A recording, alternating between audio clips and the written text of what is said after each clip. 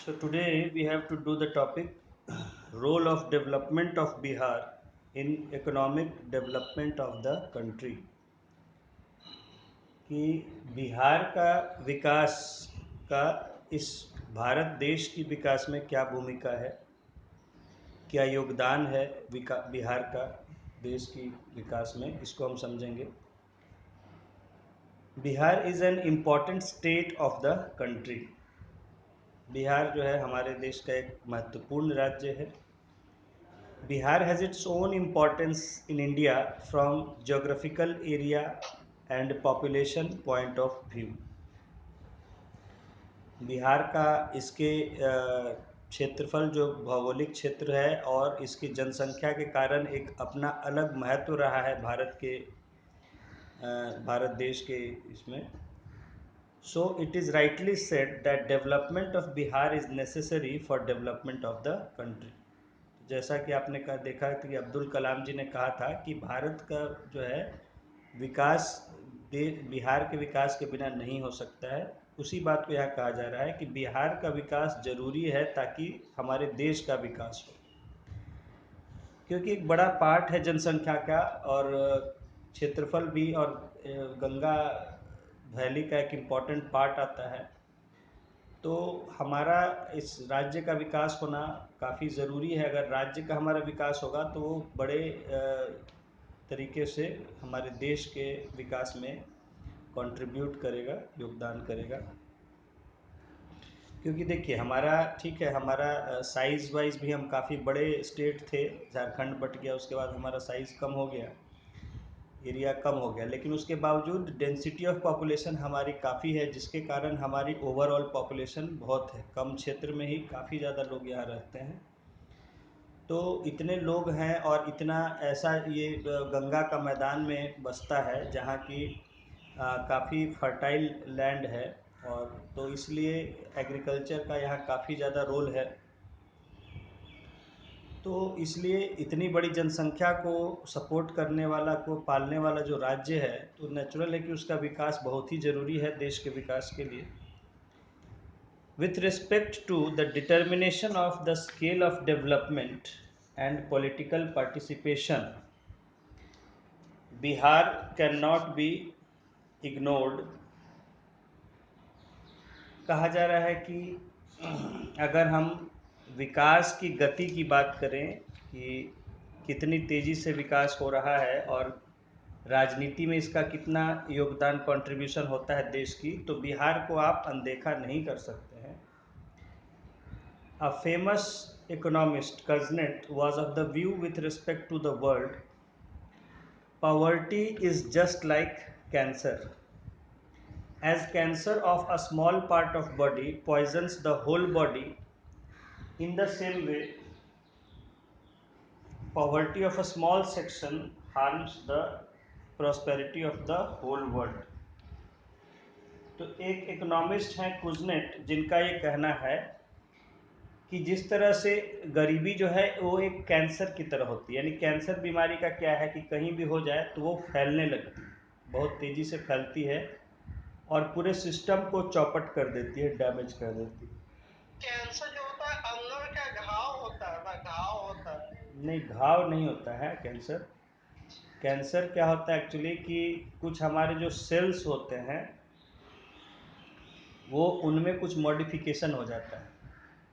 यानी कि या तो वो जो है उनका साइज़ बड़ा हो जाता है, या उनका स्ट्रक्चर चेंज हो जाता है, आकार चेंज हो जाता है, कुछ चेंजेस आ जाते हैं सेल्स में। ठीक है, तो सेल्स में जब चेंजेस आ जाते हैं तो उसके कारण क्या है कि बॉडी उसको हम आपको समझाए थे जब पढ़ा रहे थे सेल्स वगैरह। तो हमारे बॉडी में जो है हर सेल का एक डेफिनेशन स्टोर होता है हमारे माइंड में, ब्रेन में, कि ये हमारे बॉडी का सेल है, इसका ये यहाँ का सेल है, इसका ये शेप है, साइज है, जो भी है सारा डेटा। तो उसकी वजह से वो उसको फ्रेंड की तरह ट्रीट करता है और उसको कोऑपरेट करता है, मैंने बताया था आपको। और वहीं अगर कोई बाहर से कोई चीज़ हमारे बॉडी में आ जाती है तो हमारा बॉडी आइडेंटिफाई कर लेता है, वो मैच करता है हमारे अंदर के सारे सेल से और देखता है कि नहीं ये बाहर का सेल है, तो इसको ये एनिमी है, इसको अटैक करना है। तो वो उस पर अटैक कर देता है, उसको मार के खा जाने की कोशिश करता है। ये आपने पढ़ा था।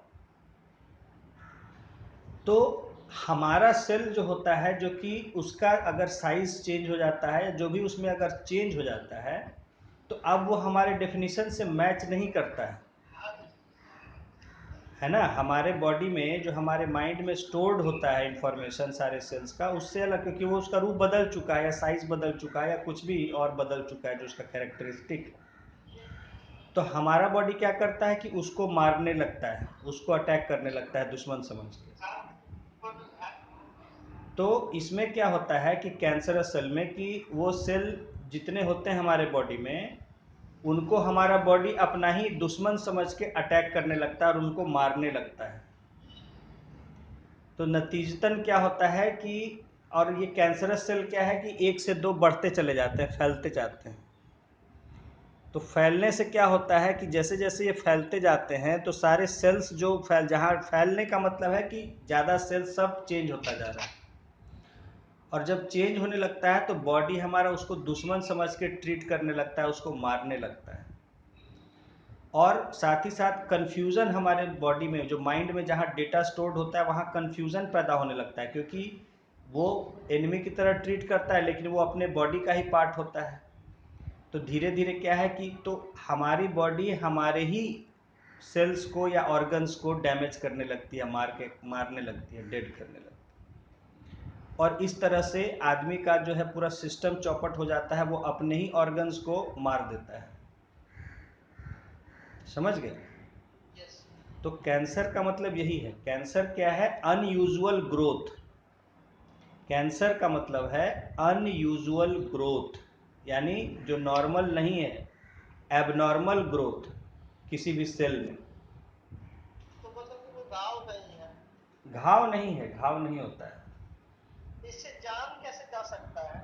ही ना बताया कि जब आपका बॉडी अपने ही सेल्स को मारने लगेगा तो धीरे धीरे क्या होता है कि सेल्स का जो डेफिनेशन वहाँ स्टोर्ड होता है वो मिटने लगता है, गड़बड़ाने लगता है, और हमारी बॉडी अपने ही सेल्स को मारने लगती है, किल करने लगती है। और उसमें मतलब सारा समझ रहे हैं कि गड़बड़ हो जाता है उसका डेटा चौपट, क्योंकि जिस सेल को पहले उसने स्टोर किया हुआ है कि हमारा ही सेल है, और वो सेल का फॉर्म चेंज होने लगता है, तो वो उसको तो है अब आइडेंटिफाई कर लेता है दुश्मन की तरह।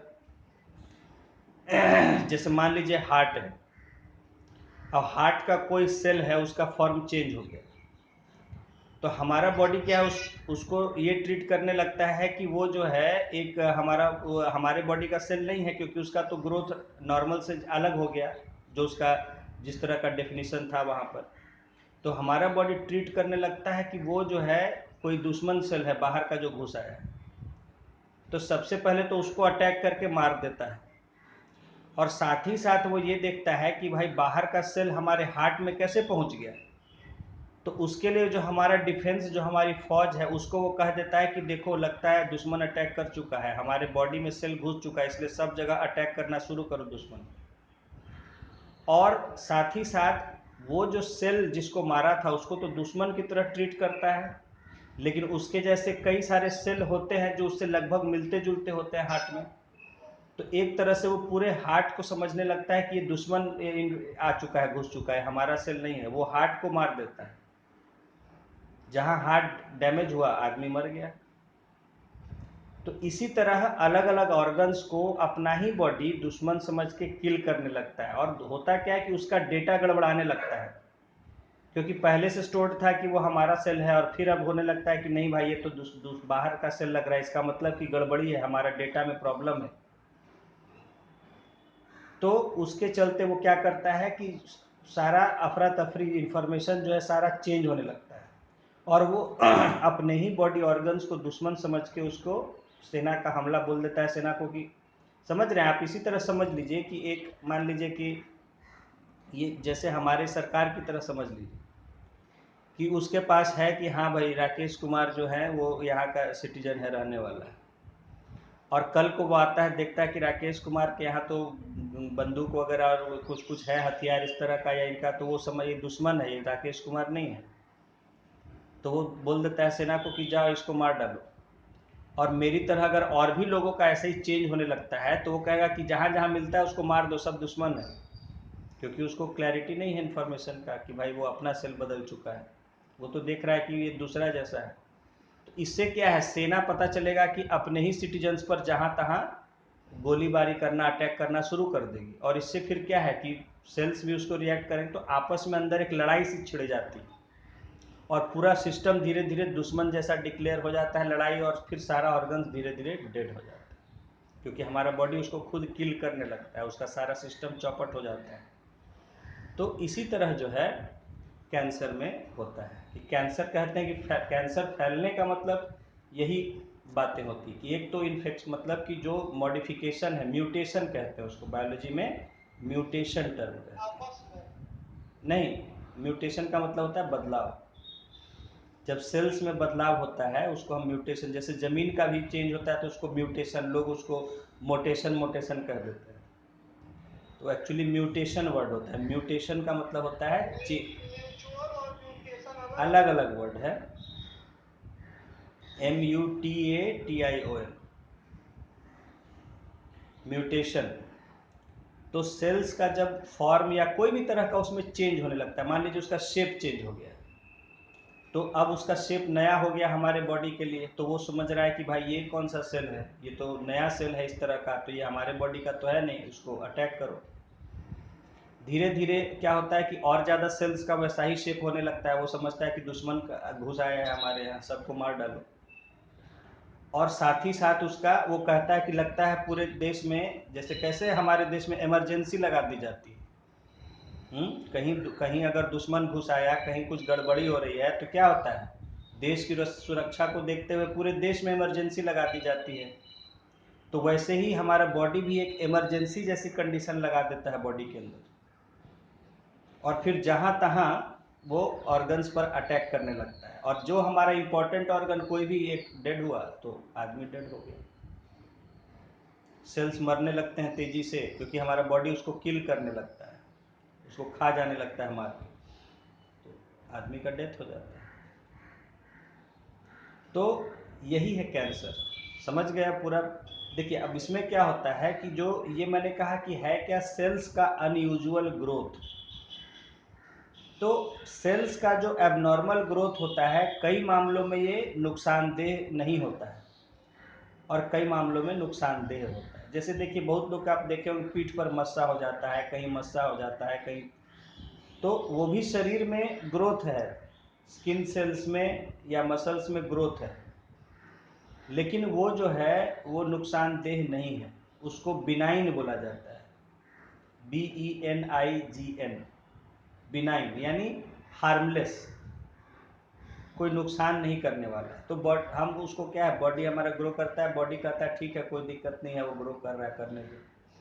डॉक्टर के पास भी हम जाते हैं, डॉक्टर बोलते हैं कि देखिए आपको वो कोई दिक्कत नहीं है, अगर आप उसको हटवाना चाहते हैं ऑपरेशन से तो हम काट के हटा देंगे, नहीं तो उसको रहने भी दे सकते हैं। बहुत लोग देखिए जीवन भर मसा और बहुत सारा चीज़ लेके जीते हैं शरीर पर, कोई दिक्कत नहीं होता। लेकिन जहाँ वो नुकसानदेह होगा, बॉडी उसको आइडेंटिफाई करेगा एज हार्मफुल, उसको कहते हैं मैलिग्नेंट। मैलिग्नेंट, तो पहले इसी को ट्यूमर कहा जाता था, बहुत साल पहले इन्हीं चीज़ों को ट्यूमर कहते थे, उसको ब्रेन ट्यूमर हो गया, उसको यहाँ ट्यूमर हो गया। हाँ, तो ट्यूमर एक्चुअली वो क्या होता है, ट्यूमर यही होता है कि सेल्स जो है वो बड़े हो जाते हैं। जैसे घाव हो गया, हाँ, घाव नहीं, ट्यूमर होता है जैसे मस्सा या कोई चीज़ फूल कैसे जाता है, तो वैसे ही वो सेल्स जो है उनका आकार बड़ा हो जाता है, तो वहाँ पर वो बड़ा एक फूल सा जाता है, उसी को हम कहते हैं ट्यूमर। तो ये फूलता इसीलिए है क्योंकि उसका साइज बढ़ गया किसी कारण से, समझ गए। ब्रेन में ट्यूमर मतलब ब्रेन में कुछ सेल्स का साइज बढ़ जाना, हाँ, सेल्स का साइज बढ़ जाना किसी भी कारण से, जिससे मसा के तरह। हाँ। तो अब वो क्या करता है कि उसके तो कई मतलब बैड इफेक्ट्स ये होते हैं कि जैसे अब ब्रेन तो पूरा पैक है और उसमें कहीं फूल गया, तो वो क्या करेगा, किसी दूसरे एरिया को दबाने लगेगा जब फूल गया अपनी जगह से। तो ब्रेन में सब तो पैक है, कॉम्पैक्ट है बिल्कुल, और उसमें कोई चीज़ फूल जा रही है, तो वो क्या है, बाकी जगह को दबाने लगेगा अपने आसपास के, उस पर प्रेशर डालने लगेगा, तो इससे क्या होता है कि हमारा ब्रेन का या बॉडी का फंक्शनिंग में कुछ गड़बड़ आने लगता है, जैसे पैरालिसिस हो गया, किसी को आई का विजन चला जाता है क्योंकि उसका आई वाला नर्व्स दब जाता है ट्यूमर से, समझ गए? क्योंकि ब्रेन में सारा नर्व्स जा रहा है, तो जिन नर्व्स को वो दबा देगा वो नर्व्स काम करना बंद कर देती है, तो बॉडी में कुछ ना कुछ उसमें, जैसे कि कोई उसका हाथ काम करना बंद कर देगा या पैर काम करना बंद कर देगा या आधा शरीर में लकवा मार देगा या आँख नहीं दिखाई देना बंद हो जाएगा, इस तरह का कोई भी फंक्शन मतलब ये हो सकता है। तो इसीलिए, और वो जो है फिर ब्रेन के नर्व्स पर जो है दबा देता है, प्रेशर बढ़ जाता है ब्लड का, तो उससे नसों के फटने का डर, जिसे हेमरेज कहते हैं। हाँ, तो इस वजह से ब्रेन ट्यूमर वगैरह ग्रोथ होने पर उसको ऑपरेट किया, कोशिश किया जाता है अगर हो सके, इतना है अगर, तो वो तो, हाँ, तो ट्यूमर जो है वो है कि मतलब वो कैंसर का छोटा भाई समझ लीजिए, है कि वहाँ वो खाली कुछ सेल्स का साइज बढ़ जाता है, वो फैलता नहीं है, वो वहीं पर खाली बढ़ जाता है किसी कारण से, और उसके कारण उसका कुछ साइड इफेक्ट या हार्मफुल इफेक्ट होने लगता है। कैंसर में क्या है कि ये कैंसर, देखिए ट्यूमर ही होता है कैंसर भी, लेकिन वो फैलने वाला होता है। अगर ट्यूमर फैलने वाला है, जैसे एक जगह हो गया सेल्स का बढ़ गया साइज, फिर वो दूसरी जगह भी इन्फेक्ट कर रहा है, वहाँ भी सेल बढ़ रहा है, अगर वो फैला रहा है इसको, तो उसी को हम कैंसर या कैंसरस ग्रोथ कहते हैं। वो अपना जो रूप बदल गया सेल का, सेल में मॉडिफिकेशन हो गया, उसको वो फैलाने लगता है धीरे धीरे, आसपास के सभी सेल्स को कहता है भाई तुम भी बड़े हो जाओ, तुम भी, उसमें ऐसा केमिकल डाल देता है कि उसका भी साइज बढ़ने लगता है। तो हाँ, कैंसर इंग्लिश वर्ड। कैंसर का हिंदी में कोई ऐसे शब्द, ऐसे हिंदी में शब्द एक है कर्क। कर्क वो अलग है, कर्क जो कि केकड़ा को कैंसर कहा जाता है इंग्लिश में, लैटिन में। स्कॉर्पियो, हाँ, स्कॉर्पियो को नहीं, स्कॉर्पियो को नहीं, केकड़े को, केकड़ा, केकड़ा क्या, क्या बोलते हैं उसको, क्रैब, तो उसको जो है कैंसर कहते हैं। तो उसका हिंदी में है क्या, कैंसर इंग्लिश वोकैबुलरी का ही तो है, बता रहे। हाँ, यूज कर सकते हैं, जैसे यही बोले ना कि जैसे क्राइम एक कैंसर की तरह है, या सामाजिक बुराई एक कैंसर की तरह है, दहेज प्रथा एक कैंसर की तरह फैलती जाती है, लोग देखते हैं और वो सामाजिक बुराई फैलती जाती है लोगों में। हाँ, कोई ऐसी बुरी चीज जो फैल रही है। हाँ, देखिए यहाँ पर यही ना यूज किया तो है, आप ही को अभी तो पढ़ा रहे हैं कि poverty is just like cancer. नहीं, आग उस तरह से नहीं फैलती है ना, आग को हम कैंसर नहीं कहेंगे। कोई ऐसी चीज फैले जो एक से दूसरे में फैले, बुरा प्रभाव उसका अपना फैलाते जाए। हाँ, जैसे कि कोई यहाँ लिखा है ना, poverty is just like cancer, गरीबी जो है वो कैंसर की तरह है, वो फैलती जाती है, एक व्यक्ति गरीब है उससे वो गरीबी फैलती जाती है लोगों में, ठीक है। तो देखिए, तो बताएं, आपको कैंसर समझा दिए कि जो है वो इस तरह से फैलाने, आसपास के भी उसको इन्फेक्ट करने लगता है, उनका भी फॉर्म चेंज होने लगता है सेल्स का, और उसको हमारा सेल, इस तरह से हमारा बॉडी का पूरा सिस्टम चौपट हो जाता है, तो आदमी का डेथ हो जाता है। तो इसीलिए कहा जाता है कि जो ऐसा सेल चेंज हो चुका है उसको हम ऑपरेट करके निकाल देते हैं ताकि और फैलाए नहीं वो। लेकिन इसीलिए बोले कि इतना, अब किस किस सेल में वो चीज़ शुरू हो चुका है चेंज होने का प्रोसीजर, ये आइडेंटिफाई करना इम्पॉसिबल होता है। जिसमें बहुत ज़्यादा चेंज हो चुका है उसको तो आप देख सकते हैं और उसको हटा सकते हैं कि हाँ ये चेंज हो चुका है, उसको आप आइडेंटिफाई कर सकते हैं। लेकिन जिसमें चेंज अभी बहुत इनिशियल स्टेज में है, जहाँ ज़्यादा चेंज हुआ नहीं है, तो आप पहचान कैसे करिए कि कौन सा सेल चेंज हो चुका है। तो इसीलिए इसमें आइडेंटिफिकेशन हम कोशिश करते हैं कि उस आसपास का एरिया भी जो है काफ़ी जहाँ तक मतलब हमें लगता है कि हो गए होंगे उसको हटा दिया जाता है, लेकिन फिर भी अगर रह गए हैं कहीं तो फिर वो बढ़ना शुरू कर देगा और फिर वो जो है फैलाना शुरू कर देगा। तो ये तो हो गया कैंसर का जो, ठीक है। तो वो जहर फैलाने लगता है। जहर नहीं फैलाता है, वो बताया ना कि सेल्स को वो चेंज करने लगता है। देखिए विचार कैसे फैलता है समाज में। मान लीजिए आज कांग्रेस के खिलाफ लोग थे, किसी ने, एक आदमी ने कहा कांग्रेस ऐसी है, वो दूसरे को बोला, उसने तीसरे को बोला, सब लोग धीरे धीरे कांग्रेस के खिलाफ हो गए। एक आइडिया फैला, विचार फैला कि कांग्रेस गलत है। तो इसी तरह जो है वो विचार समझ लीजिए कि फैलाता है, ऐसा कुछ तरीका फैलाता है कि वो सारे सेल्स का रूप बदलने लगता है, सब सेल्स अपना साइज बढ़ने लगता है, या उसका आकार, या उसका फेस, जैसे हमारा फेस होता है वैसे उसका चेंज होने लगता है। समझ गए, वो ऐसे अफेक्ट कर देता है कि बाकी सेल्स भी अपने आसपास अपना रूप बदल। जैसे देखिए आप पढ़े हैं ना, कहते हैं कि एक सड़ा हुआ सेब जो है सारे सेब को सड़ा देता है। अगर एक टोकरी है उसमें एक सेब सड़ा हुआ है, उसको आप छोड़ दिए सब अच्छे फल के बीच में, तो क्या धीरे धीरे सारे सेब सड़ जाते हैं। बस इसी तरह समझ लीजिए कि कैंसर भी एक सड़ा हुआ सेब है, तो हमारे बॉडी के सारे वो सेल्स को सड़ाने लगता है, वो भी सड़ जाते हैं धीरे धीरे। समझ में आ गई बात? अच्छा। हाँ तो सर हल्दी खाने वाला आदमी को मतलब रोक नहीं सकता कैंसर? हाँ। जिंदगी में कभी एक तो होगा ना चाहे तो शरीर के कोई भी पार्ट में। हम्म। और सर ये जो अभी जो सुशील कुमार मोदी मरा है, हम्म यूरिन ट्रैक में इंफेक्शन लोगों का कैंसर हो गया था। हम्म तो मतलब कि वो हल्दी खाने से वहां तक भी इंफेक्शन नहीं जाएगा ना? हम्म। जाने का मतलब पूछने का मतलब कि शरीर के कोई भी पार्ट में कैंसर नहीं देखिए हो सकता है? वो कोई भी पार्ट में रहे, शरीर का हमारा इम्यूनिटी तो एक ही ना होता है, वही सब जगह न वही लड़ता है।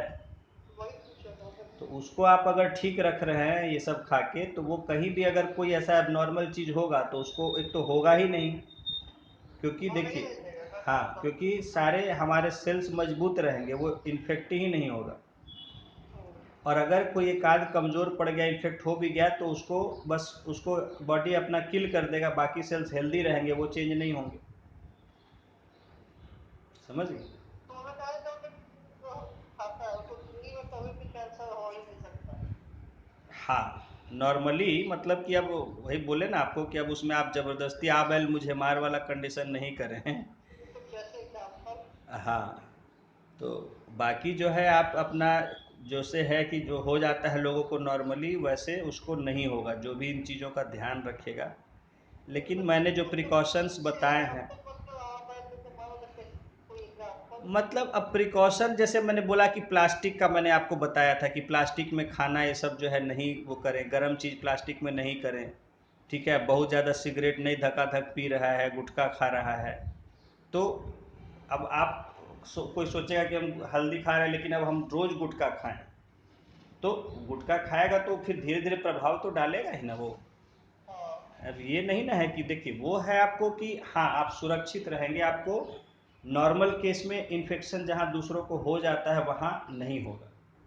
खान पान से भी infection हाँ, मतलब लेकिन पेट में इसका दर्द हो मतलब ये नहीं जाता ना है। है कि उसको जो है, जैसे हमारी आर्मी मजबूत है, हमारी पुलिस मजबूत है, मान लीजिए यहाँ पुलिस का व्यवस्था बहुत अच्छा है, तो इसका मतलब ये नहीं ना है कि हम अपना गहना वहना सब ला के गेट के बाहर रख देंगे कि देखते हैं कौन चुराता है। पुलिस व्यवस्था टाइट है, इसका मतलब ये नहीं ना है कि हम गहना निकाल के बाहर रख दें कि अच्छा पुलिस व्यवस्था बहुत टाइट है, देखते हैं कौन चुराता है, तो कोई ना कोई ले ही जाएगा। तो उसी तरह है, कहने का मतलब कि आपको डेंजरस बिहेवियर नहीं करना है, बाकी हाँ आप ये सब चीज़ को फॉलो करेंगे तो बिल्कुल सेफ एंड सिक्योर रहेंगे, आपके सेल्स जो है वो हेल्दी रहेगा, सेल्स हेल्दी रहेगा तो इन्फेक्ट नहीं होगा जल्दी। समझ रहे हैं? जहाँ दूसरे लोग इन्फेक्ट हो जाएंगे, देखिए आप देखते हैं ना बहुत सारा बीमारी होता है तो कुछ लोग अफेक्ट हो जाते हैं, कुछ लोग को कुछ नहीं होता है, आराम से रहते हैं। बाकी लोग को बुखार हो रहा है, ये हो रहा है, वो हो रहा है, वो लोग हेल्दी रहते हैं। क्यों? क्योंकि उनकी इम्यूनिटी अच्छी है। इम्यूनिटी अच्छी है का मतलब उनके सेल्स हेल्दी हैं। तो बस उसी तरह आपकी इम्यूनिटी भी अच्छी रहेगी, जहाँ बाकी लोग को कैंसर हो जाएगा आपको नहीं होगा। ये है, ठीक है, क्लियर हो गया। तो यहाँ पर कजनेट जो है इकोनॉमिस्ट जो हैं वो उनका यही मानना है कि गरीबी जो है एक कैंसर जैसी बीमारी की तरह है, ये फैलती है। As cancer of a small part of body poisons the, देखिए पॉइजन जो वर्ड हम यूज करते हैं कि पॉइजन कर देता है, पॉइजन करने का मतलब यही होता है कि मैंने बताया आपको कि जब चूंकि सेल्स वो मॉडिफाई हो जाते हैं तो फिर उनको बॉडी हमारा मार देता है, उसको एक तरह से जहर दे देता है कि भाई तुम मर जाओ। तो वो कहने का तरीका है, लोग इस तरह से कह देते हैं कि जहर फैल गया, घाव फैल गया, नहीं होता है, सेल मॉडिफाई हो जाता है और उसको हमारा बॉडी मारने लगता है।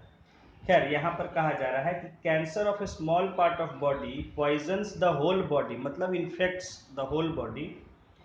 इन the same way poverty of a small section harms the prosperity of the whole world.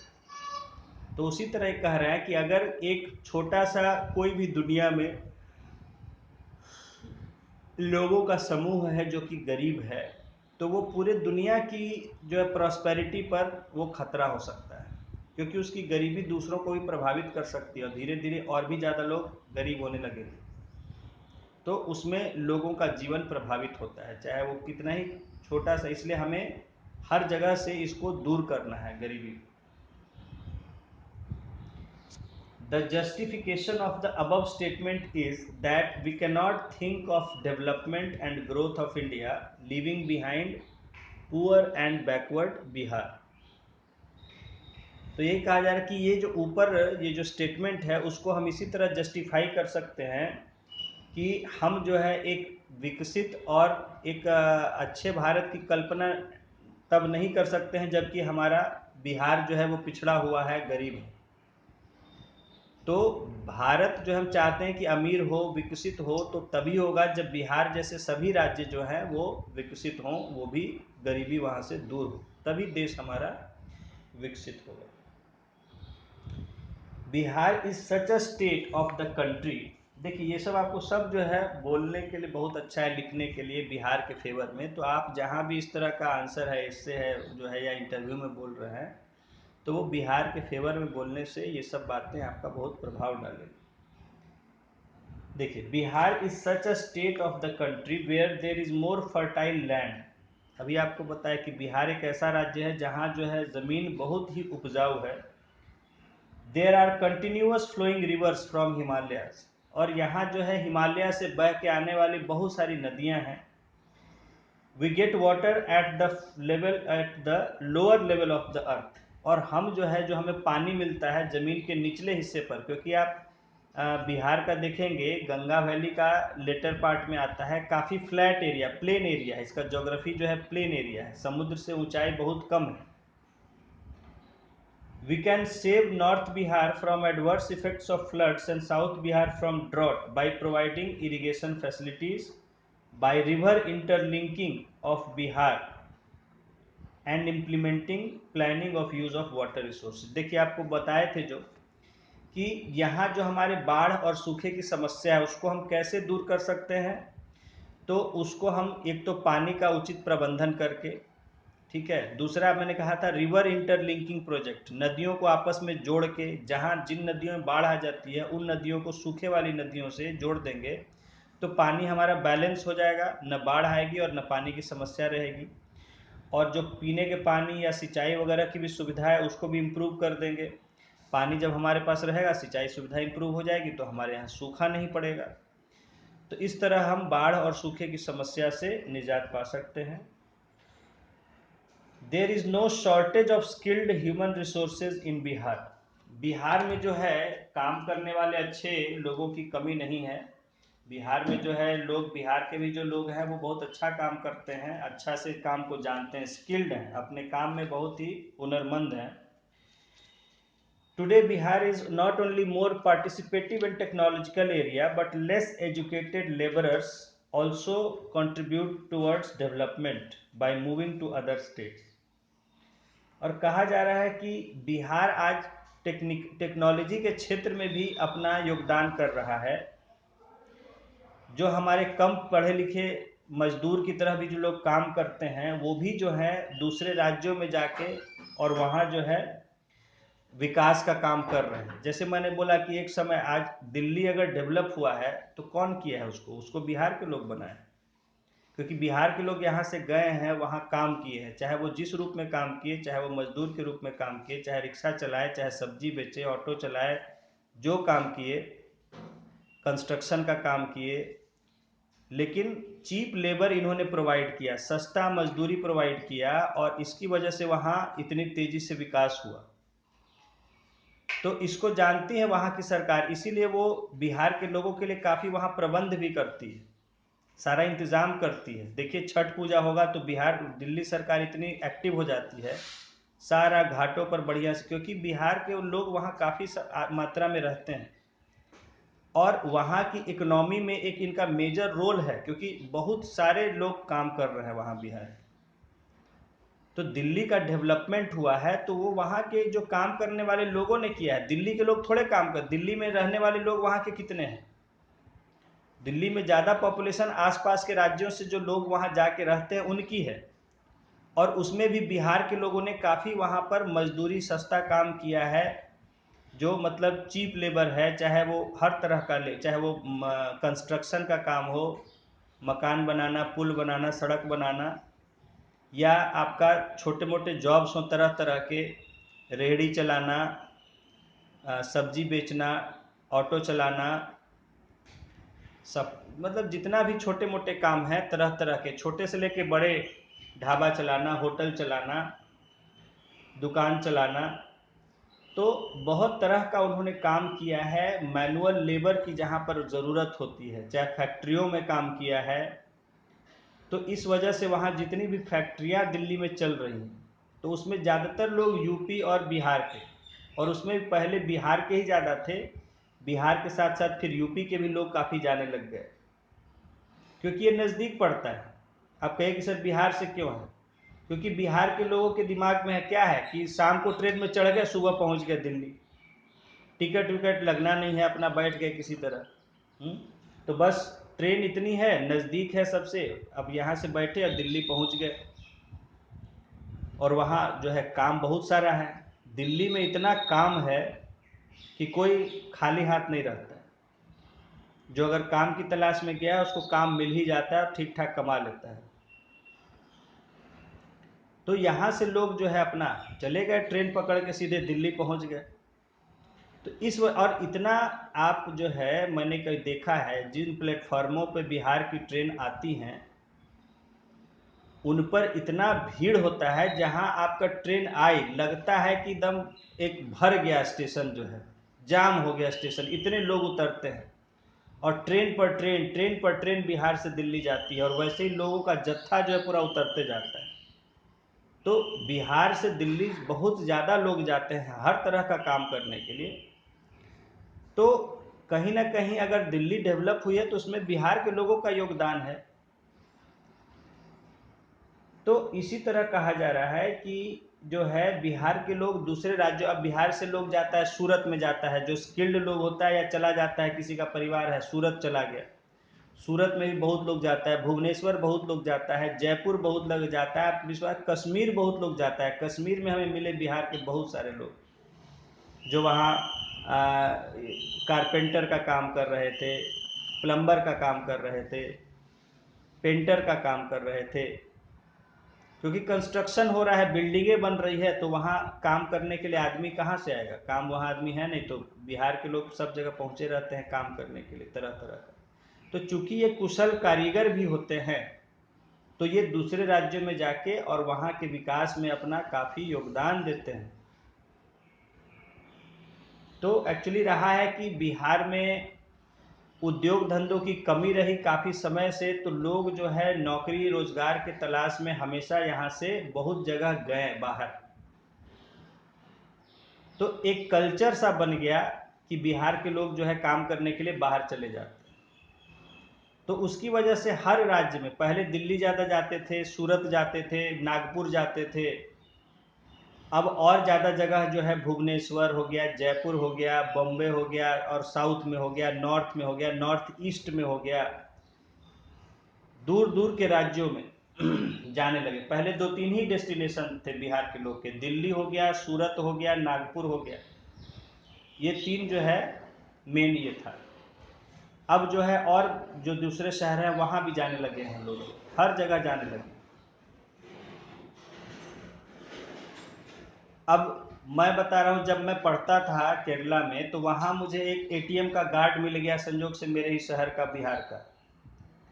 तो बोलता है कि सर बहुत बढ़िया यहाँ नौकरी है, फर्स्ट क्लास, हम यहाँ गार्ड का काम करते हैं, अच्छा सैलरी मिलता है, और बच्चा लोग को भी इंग्लिश मीडियम स्कूल में डाल दिए हैं, एजुकेशन यहाँ काफ़ी सस्ता है, गवर्नमेंट स्कूल में भी अच्छा पढ़ाई होता है, बच्चा लोग जो है अपना अच्छे से इंग्लिश मीडियम स्कूल में पढ़ता है, तो हम बहुत खुश हैं यहाँ। जिस समय कि बिहार के लोग केरला वगैरह में नहीं मिलते थे, तो हमने देखा कि देखिए वहाँ भी आदमी कोई प्राइवेट आईसीआई या किसी आईसीआईसीआई में एटीएम के गार्ड का काम कर रहा था। बोला सर अच्छा मेरा यहाँ नौकरी है, फर्स्ट क्लास नौकरी है, और उसके बाद मेरा बाल बच्चा भी जो है यहाँ पढ़ लिख जाता है। बोला बहुत तेज हो गया, यहाँ का पढ़ाई बहुत अच्छा है, तो वो लोग भी पढ़ लिख रहा है। तो देखिए वहाँ भी हमें आश्चर्य हुआ कि बताइए, जहानाबाद से यहाँ आदमी जा रहा है, वहाँ केरला में काम कर रहा है, तो लेकिन वो खुश है, वो खूब खुश था, और मुझे देख के बड़ा खुश हुआ कि सर आप भी वहाँ से, हम कहाँ।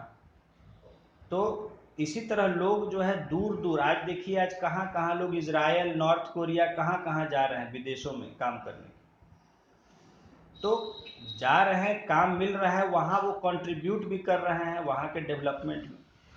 तो जिनके अपने देश में जाने का जहाँ साधन है, तो वो अपने देश में दूर दूर के राज्यों में जाने लगे हैं, हर जगह काम की तलाश में।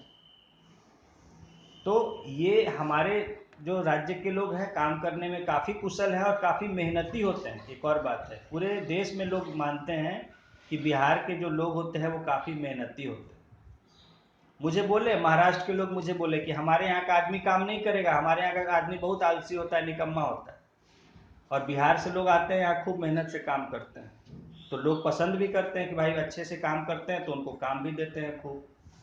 और इसीलिए आपका जो मैंने बताया कि बिहारियों के प्रति थोड़ा सा जो वायलेंस हुआ कई जगह, महाराष्ट्र में हुआ, क्योंकि महाराष्ट्र के लोग को धीरे धीरे वहाँ के लोकल लोग को काम देना बंद कर दिया लोगों ने, और बिहार के लोगों को काम देते रहते थे। तो वहाँ के लोगों को थोड़ा सा चिढ़ हो गया कि ये आ जा रहे हैं, इसकी वजह से हमें काम नहीं मिल रहा है।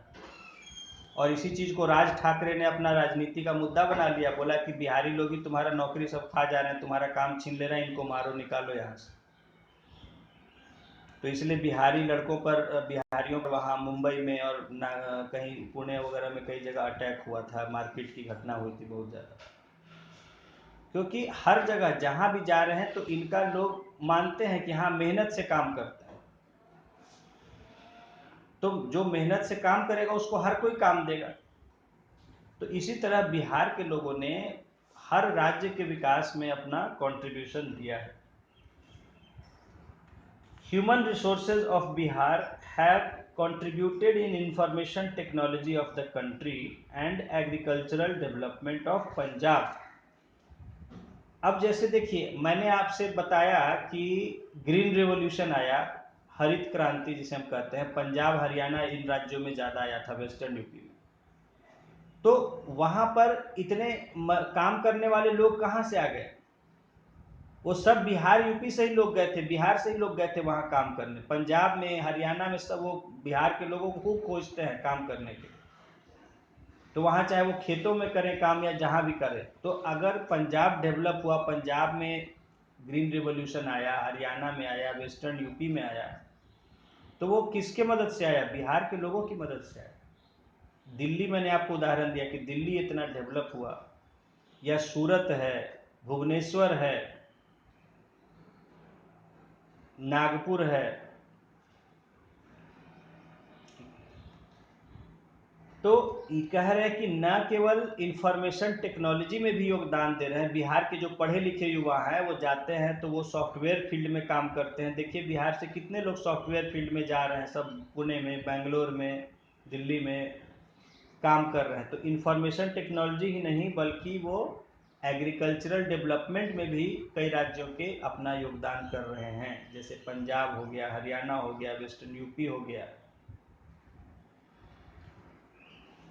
Biharis have contributed significantly towards the economic development of every area of the country। वही बात कहा जा रहा है कि देश के हर क्षेत्र के विकास में बिहार के लोगों ने अपना कंट्रीब्यूशन दिया है, योगदान दिया है।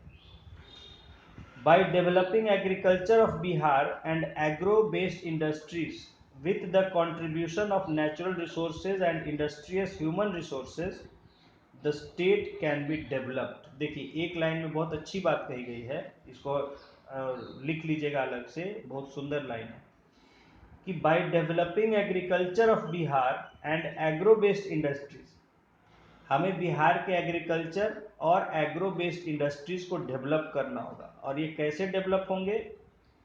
With the contribution of natural resources, एक तो नेचुरल रिसोर्सेज का इस्तेमाल करके, and industrious human resources. Industrious का मतलब होता है मेहनती, मेहनती जो मनुष्य, जो बिहार के लोग काम करने वाले होंगे। तो नेचुरल रिसोर्स, प्राकृतिक साधन, और इंडस्ट्रियस ह्यूमन रिसोर्स यानी मेहनती आदमी, इनके इस्तेमाल से हमारा बिहार विकसित हो सकेगा। Recently the rate of development has accelerated in Bihar. जो मैंने आपको बताया था कि एक समय 11% था, कहा जा रहा है कि हाल फिलहाल में बिहार के विकास में काफ़ी तेजी आई है। सुधा इडली बना देना,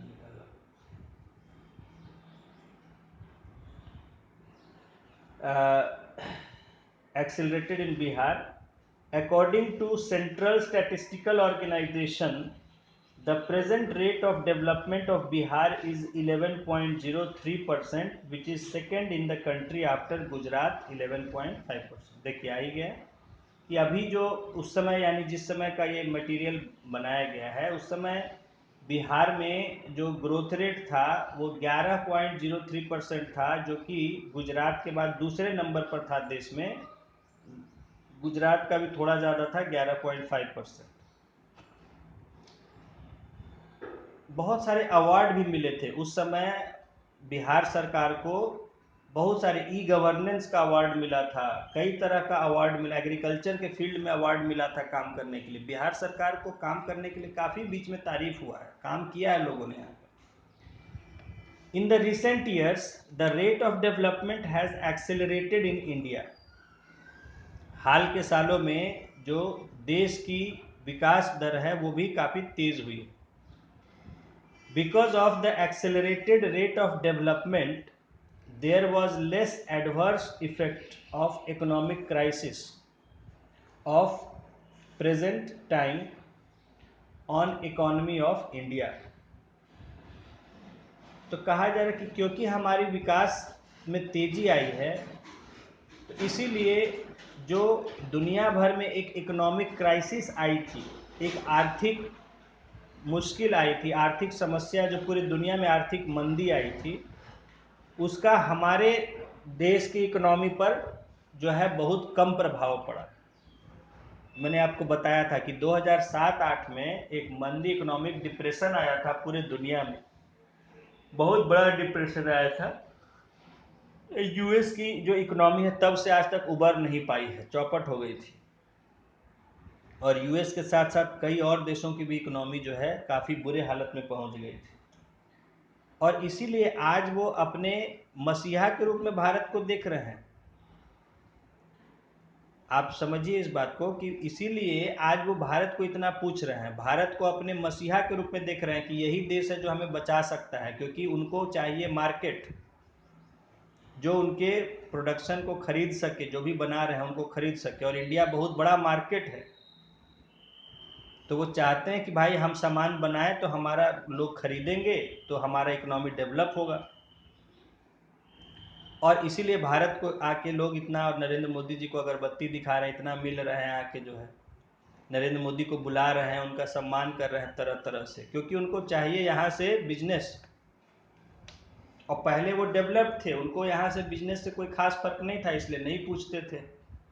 कि ठीक है भाई इंडिया है तो है, लेकिन अभी सभी देश यूएस और इस तरह के जितने बड़े देश हैं सभी देश इसीलिए इंडिया, क्योंकि सब देखते हैं कि ये एक बड़ी मार्केट है, इतना पॉपुलेशन है, हम हर चीज़ यहाँ बेच सकते हैं।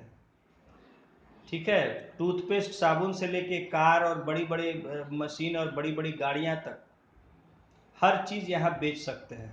तो इसीलिए वो यहाँ, चाहे वो इंफॉर्मेशन टेक्नोलॉजी की कंपनी हो, चाहे वो ट्विटर फेसबुक ये सब सोशल मीडिया वाले हों, चाहे वो मैन्युफैक्चरिंग कंपनीज हों, चाहे जो भी कंपनीज हो, सब इसीलिए आज भारत को इतना अटेंशन दे रहे हैं, भारत के लोगों की बात सुन रहे हैं, जो नरेंद्र मोदी कहता है वो मान ले रहे हैं, क्योंकि उनको इतना बड़ा मार्केट है, हर किसी में होड़ है इस मार्केट को कैप्चर करने का।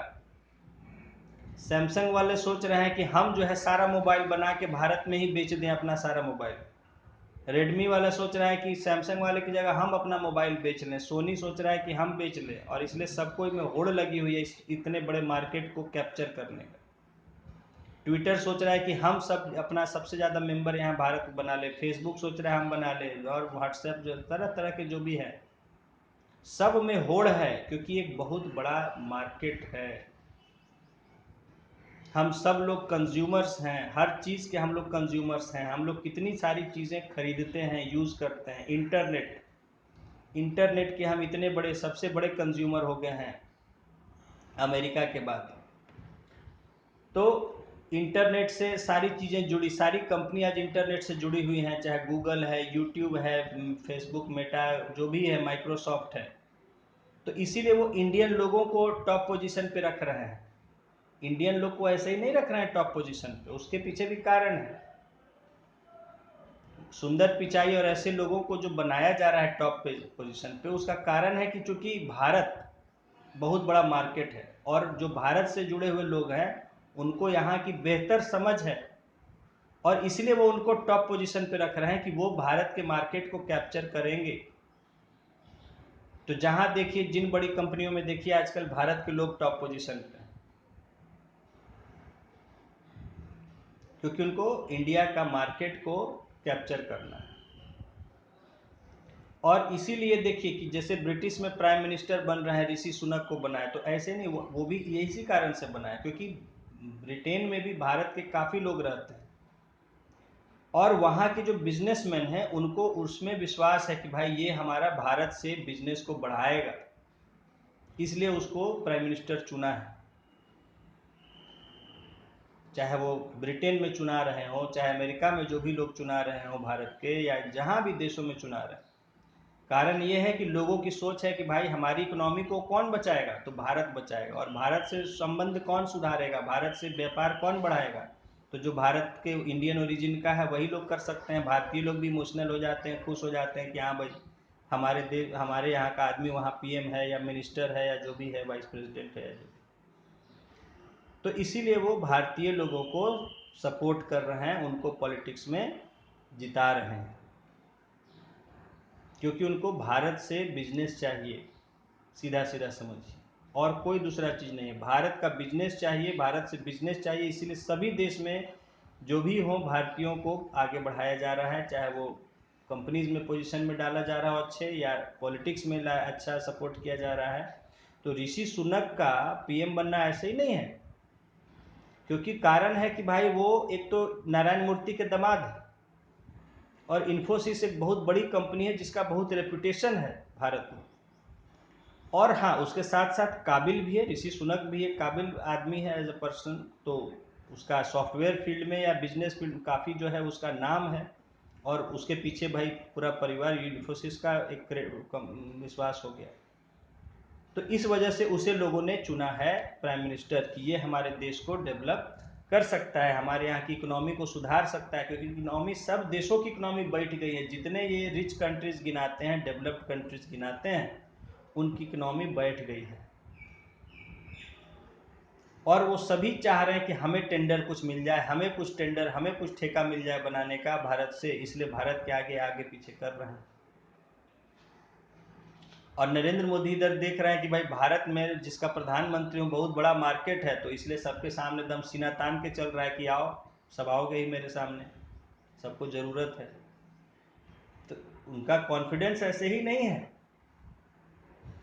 क्योंकि जान रहा है कि भारत के लोग को मैंने मुट्ठी में किया हुआ है और ये इतना बड़ा मार्केट है कि कोई भी देश इसके सामने झुक जाएगा। इसीलिए सब आपको खबर आता है कि भाई वहाँ के राष्ट्रपति ने स्वयं आके मोदी का सम्मान रिसीव किया, या इतना जो आज तक किसी के लिए नहीं किया था वो मोदी के लिए किया जा रहा है सभी देशों के द्वारा।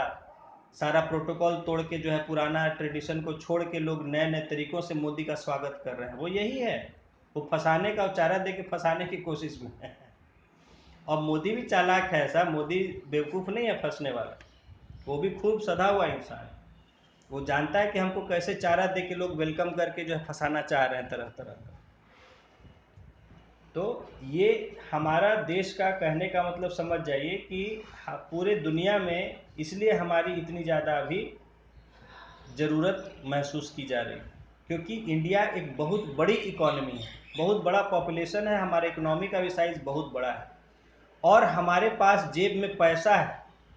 आप कहिएगा कि सर इकोनॉमी तो हमसे है और कई सारी इकोनॉमी, लेकिन उनके जेब में पैसा नहीं है, क्योंकि वो सारा पैसा अपना कहीं ना कहीं फंसाए हुए हैं कमाई के चक्कर में। लेकिन हमारे यहाँ क्या कल्चर है कि लोग अभी भी बहुत ज़्यादा सेविंग करके रखने में विश्वास करते हैं। लोग अपना कहीं कहीं घर में छुपा के पैसा रखेंगे, बैंक में रखे रहेंगे पैसा, ये नहीं कि हर जगह इन्वेस्ट कर दिया कहीं कमाने के। लोग कि नहीं नहीं, बैंक पैसा को सुरक्षित रखो, गोल्ड के रूप में सुरक्षित रखो पैसा। और इसीलिए देखिए तरह तरह के आप टीवी पर देखेंगे आ रहा है गोल्ड लोन। अमिताभ आके कह रहा है कि भाई गोल्ड घर में क्यों रख रहे हैं, उसकी जगह उसको आप गोल्ड लोन ले लीजिए, पैसा को इन्वेस्ट कीजिए, कमाइए उस पैसा से। जो गोल्ड आपका ऐसे ही पड़ा हुआ है उसको आप उसको कमाई का जरिया बनाइए, या लोन लीजिए इतना सारा, तरह तरह का सब समझा रहा है आके। कारण यही है कि लोग चाहते हैं कि पैसा उस मोबिलाइज हो, जो हम पैसा रखे हुए हैं जेब में बचा के, महिलाएं कहीं कहीं छुपा के रखी रहती हैं, तो उन पैसों को हम, वो हमारा डोमेस्टिक सेविंग्स होता है, हम घरेलू बचत होता है जो हमारा पैसा। हम लोग बहुत ज़्यादा अभी भी है कि लोन पर विश्वास नहीं करते हैं। और विदेशी लोगों का कल्चर क्या है कि वो लोन पर जिंदा रहते हैं, खूब महंगे महंगे कपड़े पहनेंगे, गाड़ी पहनेंगे, सब लोन पर, सब EMI पर। और उसके बाद जब EMI नहीं भरते हैं तो सब उठा के ले जाता है, लोग सड़क पर आ जाता है सीधे। पता चलेगा अब तक खूब महल जैसा घर में रह रहा होगा और उसके बाद EMI नहीं चुकाया है, घर ले लिया के सड़क पर घूम रहा है, कार चला जाएगा, खाली पैर घूम रहा है। ऐसे लोन पर तुरंत कार खरीद लेगा। तो लोन लेने का कल्चर वहाँ बहुत है, क्योंकि आसानी से लोन देने के लिए वहाँ तैयार है सब बैंक, आओ आओ ले, कोई गारंटी की जरूरत नहीं है, लोन ले लो। लेकिन हमारे यहाँ वैसा नहीं, हमारे यहाँ अभी भी लोन लेना नहीं चाहते हैं, और अगर लेते हैं लोग तो उस पर गारंटी खोजते हैं, भाई ठोस की हाँ गारंटी दीजिए। लेकिन संजोग से पिछला कुछ बहुत ज़्यादा लोन दे दिया, जिसके कारण ये सब लोन लेके लोगों को भागना पड़ा, इकोनॉमी बहुत ज़्यादा हमारी इफेक्ट हुई इससे, और आज हमारा इकोनॉमी काफ़ी डामाडोल हो गया है। इतने बड़े बड़े लोग जो बीच में आपने पढ़े कि देश छोड़ के भागे हुए हैं पैसा लेके, बहुत कारण क्या है कि उनको लोन दे दिया बैंक ने और उनका प्रोजेक्ट रुक गया। भाजपा वालों ने रुकवा दिया, करप्शन करप्शन बोल के प्रोजेक्ट बीच में अटक गया। आप सोचिए कि सपोज करिए आप सोच रहे हैं कि हमें एक स्कूल बनाना है, या एक बड़ा कॉलेज बनाना है, या फैक्ट्री लगाना है। आपने उस पर लोन सैंक्शन करा लिया और उससे आपने ज़मीन खरीद लिया कि ठीक है ज़मीन पहले खरीदना होगा, मशीन खरीदना होगा। आपने ज़मीन खरीद लिया, मशीन खरीद लिया, फैक्ट्री बनाना शुरू कर दिया, और उसके बाद आपका प्रोजेक्ट कैंसिल हो गया कि नहीं बन सकता है, आपको परमिशन जो मिला था वो कैंसिल। अब आप क्या करिएगा? आप ज़मीन खरीद लिए थे, मशीन खरीद लिए थे, प्लांट बनाना लगे थे, आधा प्लांट बन गया था, पैसा वापस तो होगा नहीं। अब इतने पैसों का क्या होगा? क्योंकि न तो आप फैक्ट्री चला सकते हैं और न पैसा उससे निकाल सकते हैं, तो आप फंस गए और पैसा डूब गया, जब तक वो कुछ आगे उसका होगा नहीं, काफ़ी सालों तक। यही हाल हुआ हमारे देश के बड़े बड़े बिजनेसमैन कांग्रेस सरकार के समय। कांग्रेस सरकार ने बहुत सारे उस समय एक नया ये देखा था, एम्बिशन रखा था बहुत सारा, और बहुत सारे लोगों को नए नए बहुत प्रोजेक्ट दिए थे काम करने के लिए, बहुत सारे अपॉर्चुनिटीज उस समय पैदा हुए थे काम के। तो लोगों ने बड़े बड़े टेंडर लेके बड़े बड़े जो है काम प्रोजेक्ट शुरू किए थे। और इसीलिए बैंकों ने भी लोन दे दिया था कि ठीक है भाई, बड़े बड़े प्रोजेक्ट स्टार्ट हो रहे हैं तो उनको भी अब लोन देंगे, फ़ायदा होगा, उसमें पैसा लोग बिजनेसमैन यूज़ करेंगे, कमाएंगे, तो उनको भी प्रॉफिट देंगे इंटरेस्ट के रूप में। तो बैंकों ने भी खूब लोन दे दिया बढ़ बढ़ के। और उसके बाद भाजपा वालों ने ऐसा हल्ला किया, पिछले जो सरकार उस समय थे, जेटली, स्वराज और साथ में सब लोग, अब इनको कांग्रेस की सरकार गिरानी थी, उनको क्या मतलब कि इकोनॉमी को क्या हो रहा है, भाड़ में गई, बोले तो फिर बाद में हम ही को ना मिलेगा अगर सरकार में आ गए तो। देखिए राजनीति को समझिए, होता है कि भाई अगर सरकार गिर गई तो फिर इकोनॉमी को कौन सुधारेगा, हम ही लोग सुधारेंगे, हम ही को जिम्मा मिलेगा, जैसे सुधारेंगे, सुधारें चाहे जो करें, दिखावा करें या सुधारें या जो करें, हम ही को करना, चलो सुधारे कर लेंगे, गिनाएंगे तो यही कि भलाई किए, कौन जान रहा है कि हम ही लोग आज चौपट कर रहे हैं, हम लोग तो भ्रष्टाचार का हल्ला कर रहे हैं। इन लोगों ने इतना हल्ला किया कि कोर्ट वगैरह को भी सारे कैंसिल, जो सरकार ने डिसीजन लिए थे उसको कैंसिल करना पड़ा दबाव में आके, और सारा जो है सारा डिसीजन सब रिवर्स करना पड़ा, सारा प्रोजेक्ट जो सैंक्शन हुआ था वो कैंसिल हो गया, रोक लग गया, बस पैसा फंस गया सारा।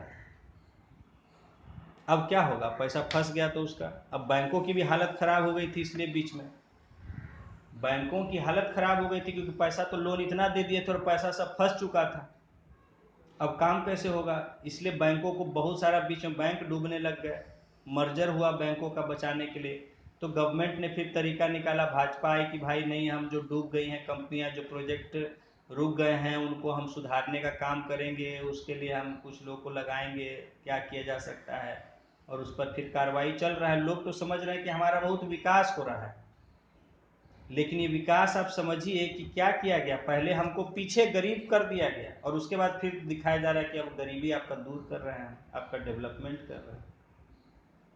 तो ये भी एक राजनीति है, क्योंकि जो राजनीति करते हैं उनको कोई मतलब नहीं है जनता से, उनको अपना राजनीति से मतलब है कि मेरा नाम चमकना चाहिए कि हाँ हम ये मंत्री बन गए, हम ये प्रधानमंत्री बन गए,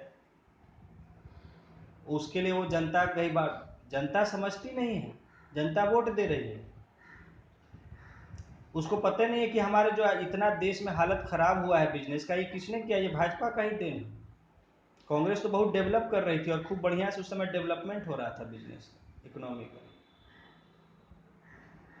लेकिन इन्होंने करप्शन करप्शन हल्ला करके, अरे भाई बहुत सारा काम होता है तो उसमें कुछ लोग कुछ खाता ही है, उसको क्या कर सकते हैं। एक एग्ज़ाम हो रहा है, आप मान लीजिए कि एक हॉल में एग्ज़ाम हो रहा है, 100 बच्चे एग्ज़ाम दे रहे हैं तो 4-5 बच्चे चीटिंग कर ही रहे होंगे, उसके चलते एग्ज़ाम कैंसिल कर दिया जाए। इन लोगों ने क्या किया, उसके जो थोड़ा बहुत करप्शन हो रहा था उसके चक्कर में पूरे इकोनॉमी को बैठा दिया, सारा सब चीज़, वो तो उनको भाई भूख लगी हुई थी, आज तक आए नहीं थे सरकार में ठीक से, तो सरकार बनाने की भूख थी, किसी तरह सरकार बन जाए, बस कांग्रेस का बेड़ा गर्क करने के लिए इन्होंने पूरा हल्ला किया उस समय करप्शन, और कांग्रेस में संभालने वाला कोई था नहीं, मनमोहन सिंह बेचारे, उनको पहले ही ये जो है उतना था नहीं राजनीति का, और जो नेता थे कांग्रेस नेताओं की भी गलती थी कि अपना बड़ा जो है अपना खोए हुए थे दूसरी दुनिया में, तो उनको संभलने का मौका दिया नहीं। देखिए सीधा बात है कि चोर लुटेरे डाकू क्या करते हैं, जो गांव वाले अपना मेला मनाने में, शादी मनाने में लगे हुए हैं, आ गए बंदूक, देखिए फिल्म देखें, बंदूक लेके आए, गोली चलाने लग गए, सब लूटपाट के चल दिए, वही हाल किया इन लोगों ने, भाजपा ने। देखे कांग्रेस वाले सब मस्त अपना डूबे हुए हैं, देश का चल रहा है, कोई हो बस हल्ला कर दो, सबका चौपट कर दिया, बैठ गए, और उसके बाद लोग को जो है चुनाव करके मोदी को आगे कर दिया, देखा कि मोदी एक अच्छा नेता है, काम करने वाला, मेहनती है, इसको अपना कैंडिडेट बना लो, मोदी के छवि से पूरी भाजपा पवित्र हो जाएगी, जैसे गंगा जल डालने से हर चीज़ पवित्र हो जाती है, तो मोदी का तड़का लगा दो, बस सब लोग उसमें खप जाएगा। मोदी के नाम पर सबको वोट पड़ गया भाजपा को, जो जिसको आता नहीं था, जो कभी सरकार में नहीं रहा था, वो सब लोग भी सब वहाँ मंत्री वंत्री बना हुआ है। अब देखिए क्या हुआ, लेकिन इसको बोलने बताने वाला कौन है, और मोदी ने जान के ऐसे लोग की सरकार बनाई जो पहले जिनको अनुभव नहीं था सरकार का, ज़्यादातर लोग, अब जो कुछ लोग तो थे मजबूरी थे, उनको हटा कैसे सकता है, लेकिन ज़्यादातर नए एमपी आए थे सारे के सारे, तो उनको अपना अनुभव था नहीं, जो मोदी कहेगा उसके आगे सिर नमस्कार, हाँ सर जो मोदी कह रहे हैं आप ही भगवान है, आप ही भगवान है, जो आप कह रहे हैं। तो इसलिए सब सीख लिया कि मोदी को बस आगे बना लो, सब जनता वोट दे देगी फट से।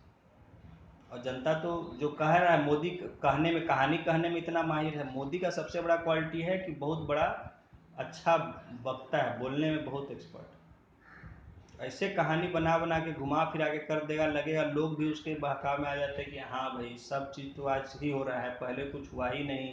पहले तो सब हमें सब लूट खसोटी किया कांग्रेस वालों ने, ये भाजपा ही आई है जो हमारा उद्धार करने आई है, इसी को वोट दो। मैं मोदी को ब्लेम नहीं कर रहा हूँ भाई, वो भी राजनीतिक है, पॉलिटिशियन है, उसको अपना काम करना है, पॉलिटिक्स करना है। पॉलिटिक्स में आया किस लिए? मंत्री प्रधानमंत्री बनने के लिए तो पॉलिटिक्स में आया था। जिंदगी भर स्ट्रगल किस लिए किया? कि एक दिन कुर्सी मिलेगा, पहले मुख्यमंत्री बना, फिर आगे प्रधानमंत्री बन गया। इसी के लिए ना पॉलिटिक्स में आया, चाहे जैसे हो, जो करना पड़े। पॉलिटिक्स किया, पॉलिटिक्स कर रहा है। अब जनता उसकी बातों में आके वोट दे रही है, तो अब जनता का है, उसकी या जिसकी भी, मतलब हर पॉलिटिशियन का यही काम होता है कि जनता को भाई जैसे भी अपने बात में ले आओ और उससे वोट ले लो। तो वो किया। आज बता रहे हैं कि भाई पहले कोई प्रधानमंत्री नहीं रहा, हम ही रहे, 70 साल में कुछ नहीं हुआ, आज हम ही कर रहे हैं। और लोग भी मान के खुश है पूरा अंधभक्ति में। लोगों का एक कल्चर है कि जब भक्ति तदम अंधभक्ति हो जाता है, ये नेचर है, पूरा डूब जाता है लोग। सब जगह हर हर हर घर मोदी, हर हर मोदी क्या जो है नारा देता है जो, तो पूरी तरह डूब चुका है। और मोदी भी पूरा कब्जा करने मूड में है कि मिल गया है मौका भाजपा को, अब इसको छोड़ना नहीं है, पूरा अपना बेस बना लेना है पूरे देश में। तो बस सेंटर में आ गया, धीरे धीरे हर राज्य में तोड़ना फोड़ना शुरू किया कि अपना सरकार बना लिया जाए और कब्जा कर लिया जाए। और जो सरकार चला रहा है अच्छे से, वो इसको फूटे आंख नहीं। आप क्यों ममता के खिलाफ हैं? आप क्यों नवीन पटनायक के खिलाफ हैं? आप क्यों दूसरे कर्नाटका हो, केरला हो, कहीं सरकार के खिलाफ हैं? क्या वो अपना अच्छा सरकार नहीं चला रहे हैं? लेकिन इसको चाहिए कि भाई भाजपा को मौका मिला है और सभी भाजपाई खुश हैं कि वाह हम लोग को मौका मिल गया सरकार बनाने का। पहली बार आई, इतनी मजबूत सरकार बनवा दी मोदी ने। आज तक इतना वोट हम लोग को मिला नहीं था, इतना सीट मिला नहीं था। लंगड़ी सरकार हम लोग की होती थी, कुछ दिन में गिर जाती थी अटल जी की भी सरकार। धीरे धीरे सब राज्य में पॉलिटिक्स करके, मनीष साथ में मिल गया, अमित शाह कौन है, सब लोग मिल के लोग खरीद बेच करके, जैसे भी हो जहाँ हो, जिसको लेके अपना सरकार बनाना है। कश्मीर में महबूबा मुफ्ती के साथ एक समय मिल गए थे, और फिर अब हो रहा है कि ये है,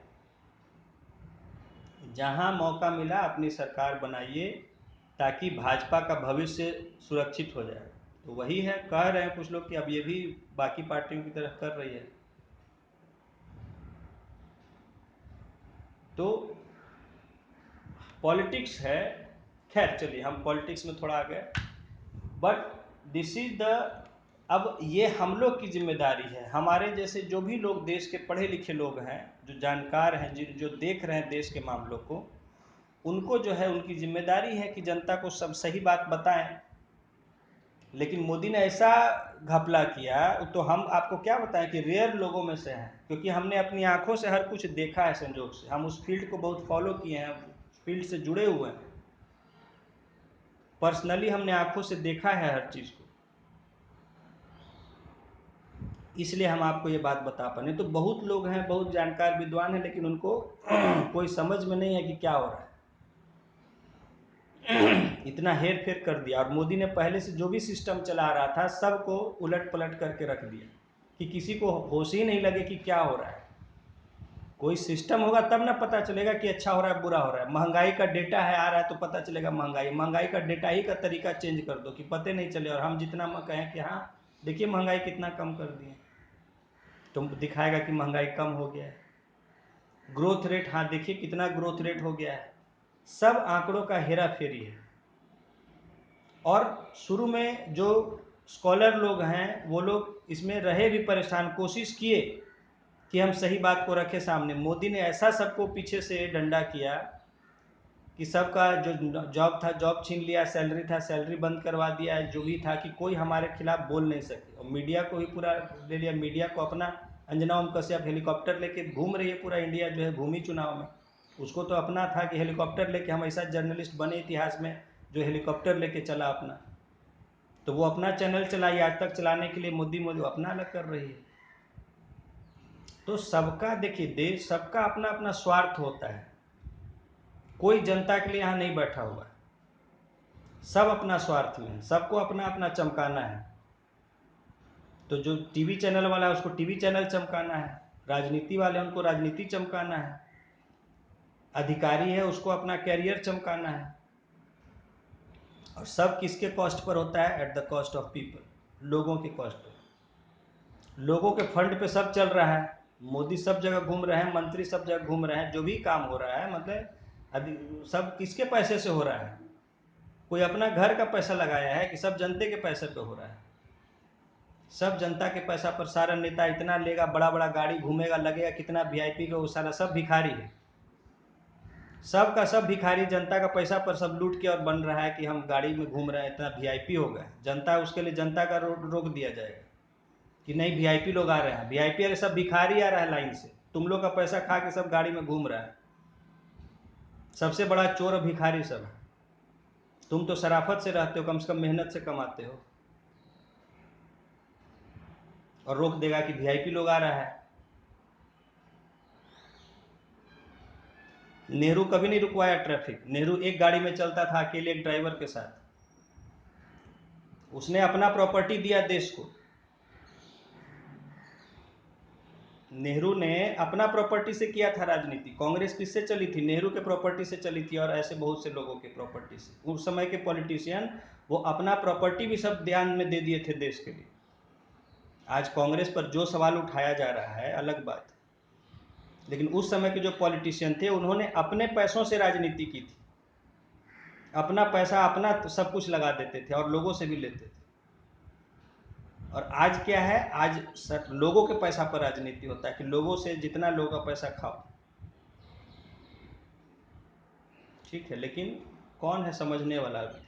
लोगों को फुर्सत, पढ़ने का होश नहीं है। बच्चों को जानेंगे समझेंगे क्या? जो बोलेगा वहाँ जाके शामिल हो जाएगा, रैली में उठा के सब चला जाएगा, चलो रैली में। वहाँ सिर हिलाना, ताली बजाना, वही करता है लोग से। तो ऐसे लोगों पर जो बोलेगा वो मानेगा, क्या करेगा? मंदिर बना दिया, ये बना दिया, हाँ भाई तो खुश करना है। कुछ नहीं हुआ देश में, कुछ नहीं हुआ तो मंदिर बना दो, लोग खुश हो जाएगा कि वाह मंदिर बन गया, उसी में भक्ति में खुश रहेगा, ताली बजा। और मंदिर भी बनाया किस लिए? उससे सरकार का इनकम हो रहा है। मंदिर बनने के बाद आप जाइए तो आम आदमी चला जाए मंदिर में। मंदिर बनने से बहुत लोग खुश हैं, मैं बता रहा हूँ आपको सच्चाई इस बात की। आज आम आदमी जाके दर्शन तो कर ले जरा। पहले तो आम आदमी जाके दर्शन भी कर लेता था, आराम से रह भी लेता था, वहाँ घूम फिर लेता था। आज कर ले, जो 10 रुपये में कल वो चीज़ खरीदता था आज 100 रुपये में बिक रहा है। पूरा बनारस कमर्शियल अड्डा बन गया है, व्यापार का अड्डा बन गया। एक एक चीज़ इतनी महंगी बिक रही है वहाँ पे, एक एक सर्विस इतनी महंगी हो गई है।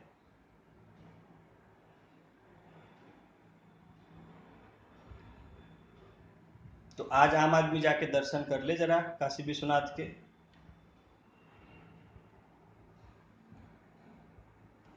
तो देयर इज, और ये हम जो भी जानकार लोग हैं उनकी जिम्मेदारी है जनता के सामने सही बात रखने की।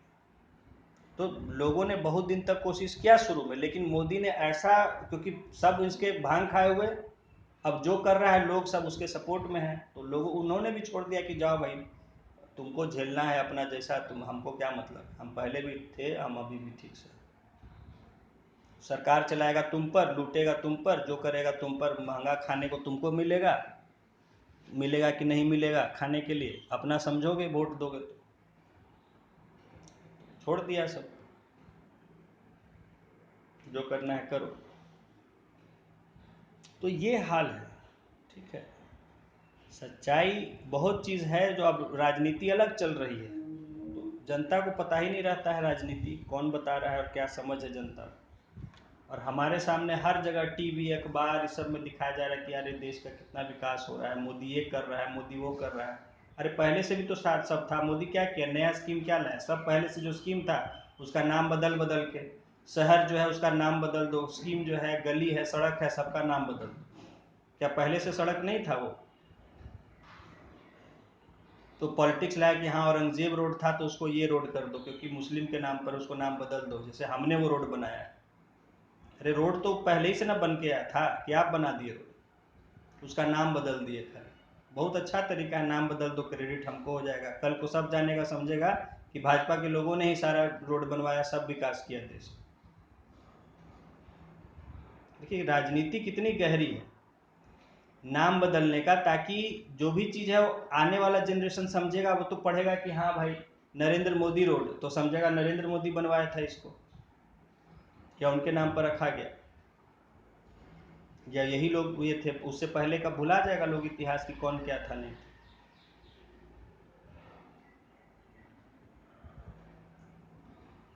तो राजनीति है। बाकी देखिए मैं तो यही कहा कि हर कोई जो भी राजनीति में है वो राजनीति ही करने के लिए आया है, बाकी जनता का है कि अपना सोच समझ के वोट दे, और जिसको वोट देगा, जैसा लोग को वोट देगा वही सरकार बनाएगा, फिर आप उसी हिसाब से चलिएगा।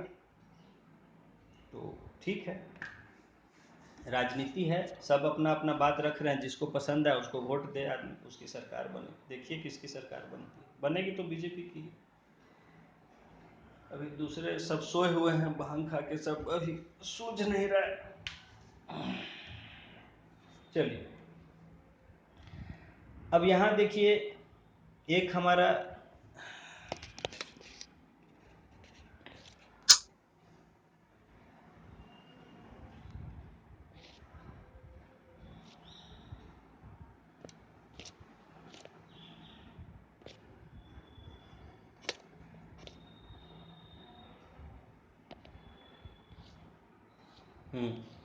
बॉक्स में यहाँ जो है डेफिनेशन दिया गया है एग्रो बेस्ड इंडस्ट्री का, सुन रहे हैं?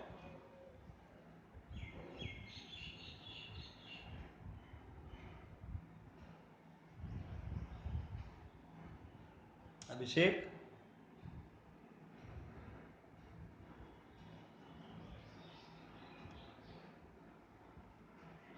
हेलो। हाँ सुन रहे हैं? हाँ अभिषेक, यस सर। सो गए थे क्या? No sir. चलिए, तो अब बॉक्स में हमारा एग्रो बेस्ड इंडस्ट्री दिया हुआ है, उसको देखते हैं।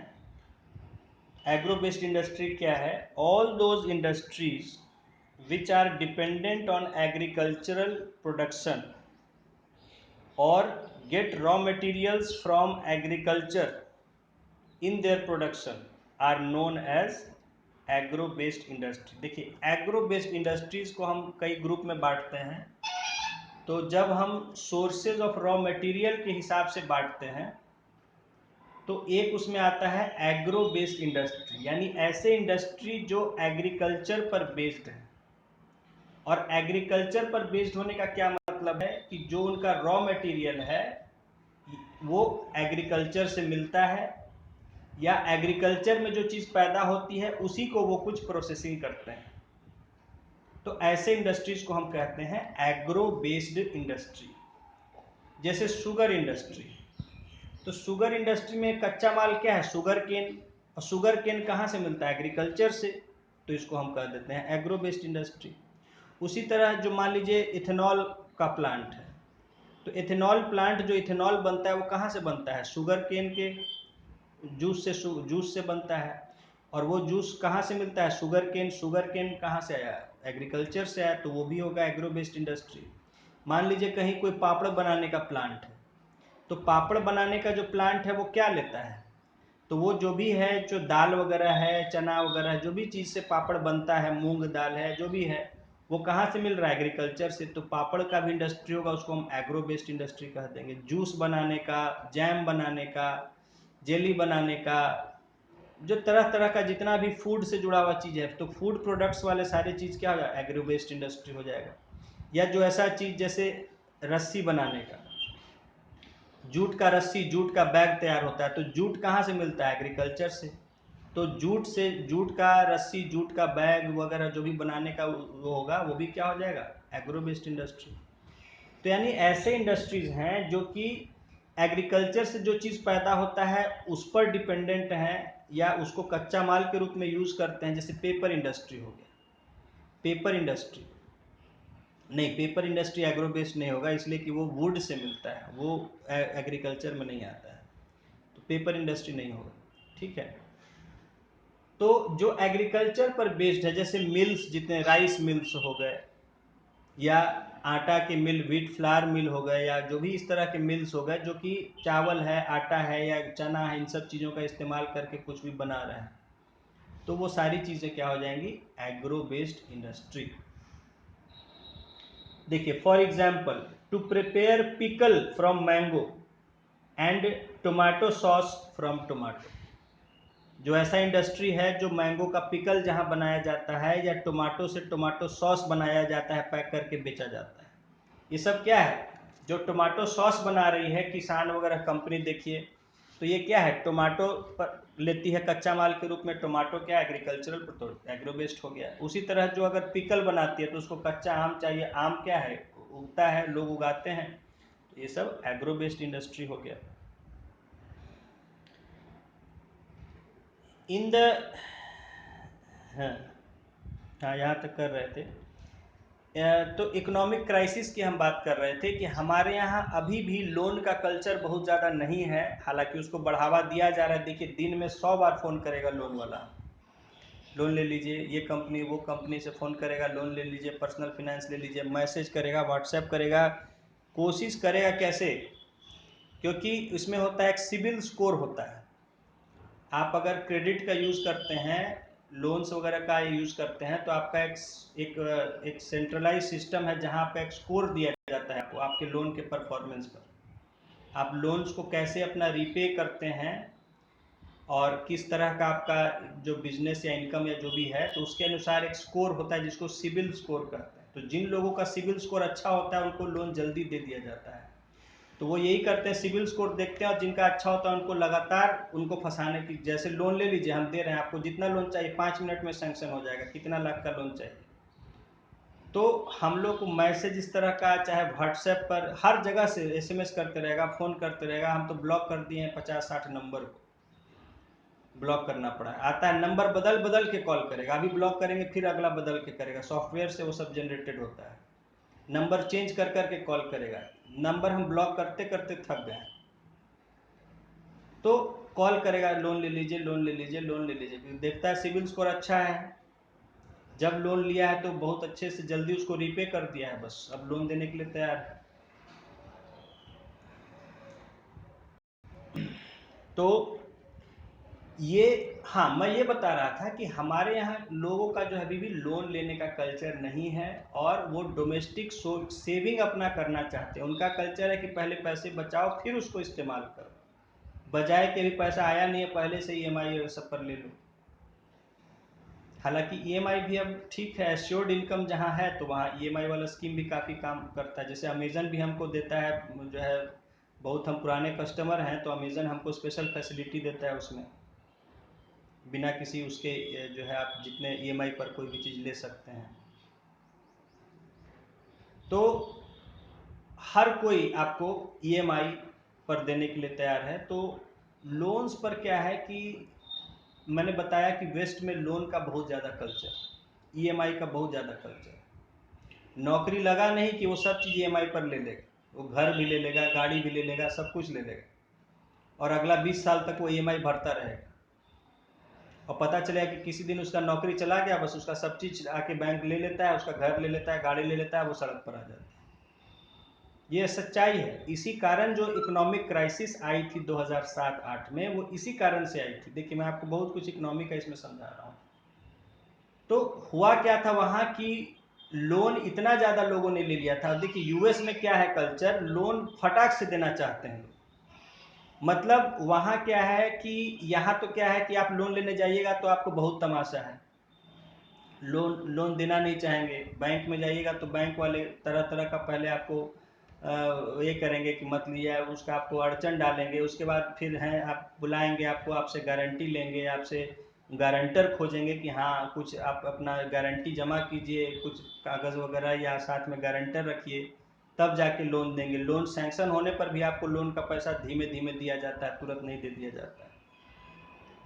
और यूएस में क्या है कि आपको, आप गए नहीं कि तुरंत हाँ लीजिए सर लोन लीजिए। वहाँ क्या है, यहाँ जैसे क्या है कि मान लीजिए आपके पास एक ज़मीन का प्लॉट है, उसके गारंटी पर आप उसको कर रख के आप कुछ लोन लेना चाहते हैं, तो आपको क्या है, आपका कागज़ रख लिया जाएगा ज़मीन का कि हाँ ठीक है, आपने ज़मीन पर आप लोन ले लिए, ठीक है आपको लोन मिल गया। अब जब तक आप उस लोन को चुकाते नहीं हैं, उस ज़मीन का कागज़ आपको मिलेगा नहीं, और तब तक आप उस ज़मीन से और कुछ इस तरह का मतलब उसका सेल वगैरह या इस तरह का कोई चीज़ नहीं कर सकते। वहाँ क्या है यूएस में कि आप ठीक है, आप ज़मीन पर लोन ले लीजिए, ले लिए, आपको तुरंत 5 मिनट में दे देगा। यहाँ जो आपको महीनों लग जाएंगे लोन लेने में, वहाँ 5 मिनट में आपको लोन दे देगा। उसके बाद क्या है कि आपको, अब मान लीजिए आपने 10 लाख का एक लोन लिया वहाँ यूएस में, अब वो लोन पर आपको दूसरा बैंक लोन देने के लिए बुला रहा है कि अरे लोन लिए हो, आओ आओ वो लोन का कागज पर हमसे लोन ले लो, क्योंकि वो जान रहा है कि लोन लिया है तो उसको लोन का पैसा मिलेगा।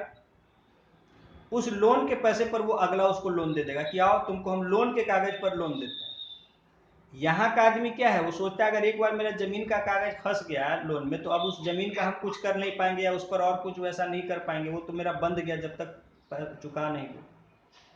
लेकिन यूएस में क्या है, वो उसी जमीन पर आपने लोन लिया, वो बोला ठीक है जमीन कोई बात नहीं, हमको जमीन का कागज नहीं, तुम लोन का पेपर दे दो जिस पर लोन लिए, उस पर हम लोन दे देंगे।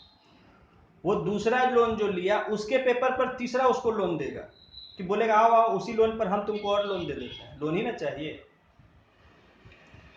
तो इस तरह से लोन पर लोन, लोन पर लोन वहां देता है। तो पता चला कि प्रॉपर्टी तो एक 10 ही लाख का था और उस पर उसको 50 लाख का लोन मिल गया, क्योंकि 10 लाख के लोन पर उसको एक ने 10 लाख दिया, उस 10 लाख के लोन पर दूसरे ने 10 लाख दिया, उस 10 लाख के लोन पर तीसरे ने 10 लाख दिया। तो इस तरह से 10 लाख के प्रॉपर्टी पर उसको बहुत ज्यादा लोन मिल गया। और इस तरह वहां लोन का कल्चर, अब हुआ क्या कि इतना ज्यादा लोगों ने लोन दे दिया, क्योंकि लोगों को क्या है, जो आके बोलेगा लोन ले लो तो ले लेगा कि भाई मेरा क्या जाता है, ले लेता हूं, चुकेगा तो चुकेगा, नहीं तो अपना समझेगा। यहाँ की तरह नहीं, हम सोचते हैं, डरते हैं लोन लेने से कि अरे लोन नहीं चुका पाएंगे, क्या होगा, बेइज्जती होगा, ये होगा हमारा, तब दिक्कत हो जाएगा, फंस जाएंगे। वहाँ ये सब नहीं है, वो सोचता है लोन दे रहा है तो ले लो ना, क्या दिक्कत है, फिर समझेंगे, देना होगा देगा कि क्या करेगा, या वो सब लोन फट से। और देने वाला भी तैयार है कि लेगा तो हम ले ही लेंगे, चुका लेंगे, उसको लेने दो। दोनों निफिक्र है, देने वाला भी लेने वाला भी। तो वो देने के लिए तैयार है, वो घर पर आके लोन दे रहा है कि अरे भाई लोन ले लो ना, वो कह रहा है कि भाई जब घर पर आके दे ही रहे हो तो ले लेते हैं, क्या चिंता है, वो दे रहा है ना, वो अपना समझ रहा है। तो इतना ज्यादा लोन पर लोन दिया कि इकोनॉमी में अननेसेसरी यूएस सब का ग्रोथ बहुत ज्यादा दिख जाता है कि अरे, क्योंकि सब अपना अपना दिखा देते हैं, हमने इतना लोन दिया, इतना दिया, हम इतना का बिजनेस कर रहे हैं। पता चला है 10 लाख का बिजनेस, उस पर 50 लाख का लोन, तो 50 लाख का हो गया बिजनेस। तो दिखाए कि यूएस का ग्रोथ इतना ज्यादा है। एक ही चीज पर 5-5 बार 6-6 बार आप करिएगा तो नेचुरल है कि उसका वैल्यू बहुत बढ़ जाएगा। तो सब सोच रहे हैं कि यूएस में बहुत डेवलपमेंट हो रहा है, बहुत डेवलपमेंट हो रहा है, बहुत तेजी से ग्रोथ हो रहा है, उसमें पैसा लगाओ पैसा लगाओ, सब अपना अपना पैसा लगा रहे थे और लोन पर लोन दिए जा रहा था उनका पैसा ले लेके। जो सब कंपनी है, बैंक में जो लोन देते हैं, उनके पास पैसा कहाँ से आता है लोन देने के? उनके पास भी क्या है, पैसा कहीं वो भी किसी से लेते हैं, लोन ही लेते हैं। लोगों से जो लोग इन्वेस्ट करते हैं, अपना पैसा जमा करते हैं, वो उस पैसे से उधार देते हैं। तो देखिए बैंक का काम कैसे होता है, सीधा साधा अगर आपको काम बताएं, थोड़ा सा भी बता दें। बैंक आपसे जमा पैसा कहता है, जमा करो, आपको इतना % इंटरेस्ट देगा, वो आपको कम 7% इंटरेस्ट देता है। पैसा आपने जमा कर दिया, मान लीजिए बैंक के पास 100 करोड़ जमा हो गए, इस तरह से लोगों ने जमा कर दिया, हाँ इंटरेस्ट मिलेगा, सुरक्षित रहेगा, पैसा जमा कर दिया। अब वो उन पैसों से लोन देता है, दूसरे लोग बोलता है आओ जिसको लोन चाहिए लोन ले लो, 100 करोड़ उसके पास पैसा हो गया, बोलता है आओ सब लोन ले लो, हम तुमको 11% इंटरेस्ट पर लोन देंगे। लोग चला जाएगा जिसको लोन लेना है कि हाँ भाई 11% इंटरेस्ट देगा। बैंक का फायदा क्या हुआ, 4%। जो 7% इधर दे रहा है जमा करने वालों को, 11% लोन लेने वालों को, बीच का जो बचा 4% वो बैंक का फायदा, उससे बैंक का सारा सिस्टम चलता है। सारा बैंक लोग का सैलरी व्यवस्था खर्च जो भी है वो उस परसेंटेज से चलता है। तो बैंकिंग का काम यही है, इधर से लिया उधर दिया, बीच का जो फायदा है वो बैंक का, यही बैंकिंग है। समझ गए, बैंकिंग यही है, पैसा जमा लेना, पैसा उधार देना, उधर से जमा लिया तो उसको पैसा कुछ दे रहा है इंटरेस्ट, जो उधार लिया उससे ले रहा है ब्याज, बीच का जो फायदा है डिफरेंस है वो बैंक का फायदा है, उससे बैंक चलता है। ये बैंकिंग। तो ये लोग भी जो इतना यूएस में लोन दे रहे हैं, या हमें यही जो आजकल फ़ोन कर रहे हैं कि लोन ले लो, लोन ले लो, लोन ले लो, किस लिए फ़ोन? वो कहाँ से उनके पास पैसा आ रहा है? वो लोगों से पैसा ले रहा है, जमा करो, एसआईपी, सिंपल इन्वेस्टमेंट प्लान, और तरह तरह का म्यूचुअल फंड, क्या क्या सब पैसा जमा होता है, जो भी लगाता है। तो पैसा उसको ले रहा है, लोगों से बोलता है पैसा लगाओ, इतना % तुमको रिटर्न देंगे। लोग अपना पैसा सब जमा पूंजी उसमें लगा रहा है, बोलता है 500 रुपया लगाओ ना, जितना है उतना लगाओ। सबसे पैसा ले ले रहा है जिसके पास जितना है, और उसको फिर लोन में दे रहा है कि लो भाई, जिसको लोन चाहिए लोन दो। उसको तो फायदा है लोन देने में ना, इसलिए लोग फोन इतना कर रहा है, लोन लो, लोन लो, लोन लो। और लोन दे दिया, लोन देता है कितना पर? वो देता है 24% पर। जो स्मॉल लोन्स होते हैं, इंडिविजुअल लोन्स, उनका रेट ऑफ इंटरेस्ट होता है 24%। और देता कितना है डिपॉजिट पर इंटरेस्ट? 6.5%, मैक्सिमम 7%। वो भी उतना भी ज़्यादा कम ही है उससे। बीच का ये जो डिफरेंस है, इससे बैंक चलता है। तो वहां भी लोगों ने क्या किया कि बहुत ज़्यादा लोगों से पैसा इन्वेस्ट करा लिया, लोगों ने पैसा लगा दिया ये देख के कि अमेरिका का इकोनॉमी तो बहुत डेवलप कर रहा है भाई, तो वहां पैसा लगा दो। लोगों ने पैसा लगा दिया, और उसके बाद जो है, हाँ खा लेंगे। उसके बाद जो है लोगों ने पैसा लगा दिया, और वो फिर क्या हुआ कि वहाँ के लोग का चूंकि इनकम हुआ नहीं उतना, लोन ज़रूरत से ज़्यादा पैसा ले लिया था, जितना चुका सकते थे उससे बहुत ज़्यादा ले लिया था लोन, तो वो चुका नहीं पाए। और चुकाने का एक पीरियड होता है कि आपको 1 साल में ज़्यादा लेट करेंगे नहीं, हाँ भाई इस मंथ का पेमेंट नहीं किए, अगला मंथ किए, अगला मंथ का पेमेंट नहीं किए, एक समय होगा जब 4 से 5 महीना हो जाएगा तो आपको डिफॉल्टर डिक्लेयर कर देगा। वो क्या करेगा? वो कितना दिन झेलेगा?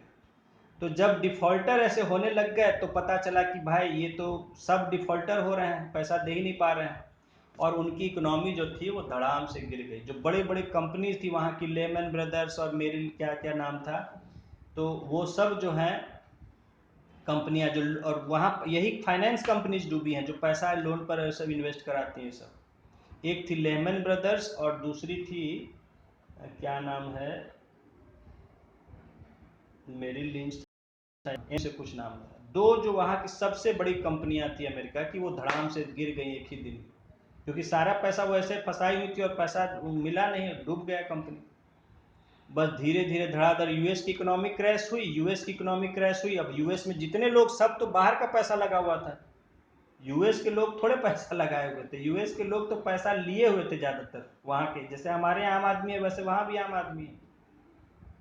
उसको सैलरी है 10,000, मकान ले लेगा 50,000 के रेंट के लायक जो है। तो सब देखिए खूब मकान गाड़ी सब रखेंगे लोन से, ईएमआई से। तो इकोनॉमी डूब गई धीरे धीरे। जितने भी लोगों ने सब बाहर के देशों से पैसा लगाया था वहाँ, उनकी भी इकोनॉमी चौपट हो गई, कि सारा पैसा तो उनका फंसा हुआ था। अब पता चला कि सब अमेरिका के साथ हम डूबेंगे, तुमको भी ले डूबेंगे वाली बात हो गई। अमेरिका डूबी, सबको ले डूबी। तो इसीलिए आप सोचिए कि पूरी दुनिया में क्यों आर्थिक मंदी आ गई एक साथ। अमेरिका में आई तो पूरी दुनिया में, क्योंकि अमेरिका सब देश से जुड़ा, सब वहाँ का पैसा लगाता है, अमेरिका में लोग पैसा लगाता है, सब डॉलर में पैसा लगा देता है। तो जब अमेरिका डूबी सब, लेकिन भारत उससे बच गया। भारत उतना डूबा नहीं, भारत जो है थोड़ा सा नुकसान हुआ लेकिन ज़्यादा नहीं। क्यों?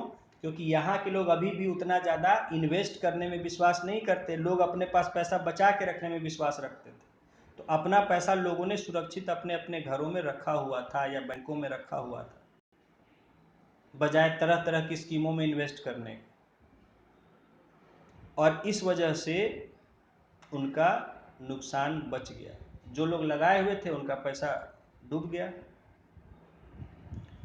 तो यहाँ जो कहा जा रहा है कि because of the accelerated rate of development there was less adverse effect of economic crisis of present time on economy of India.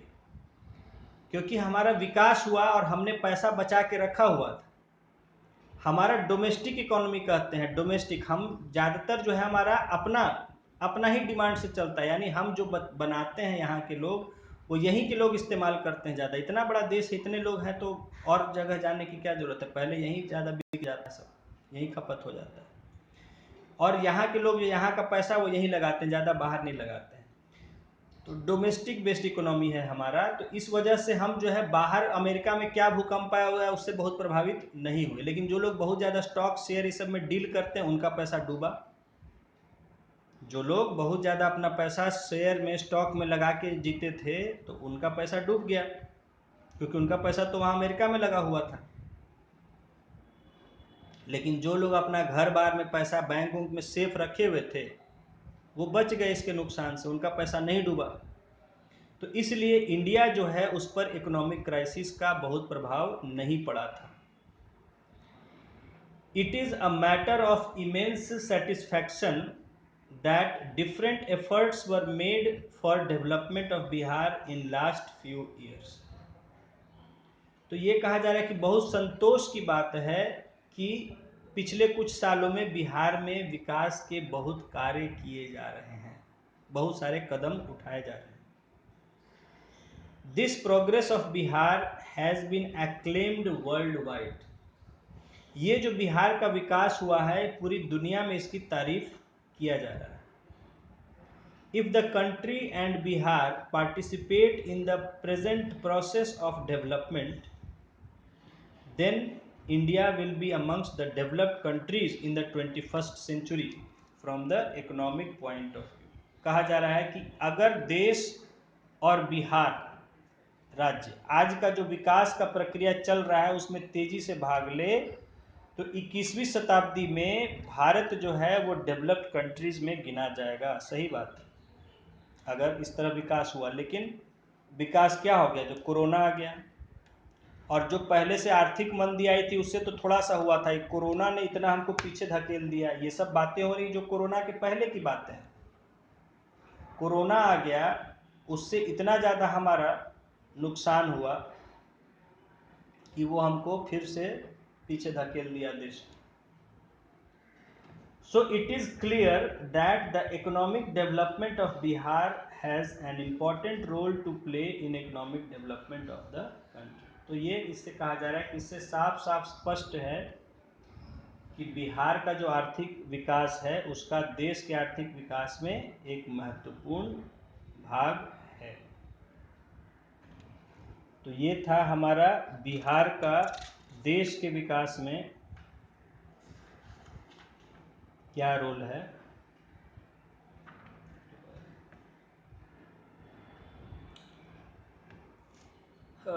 थक गए जी।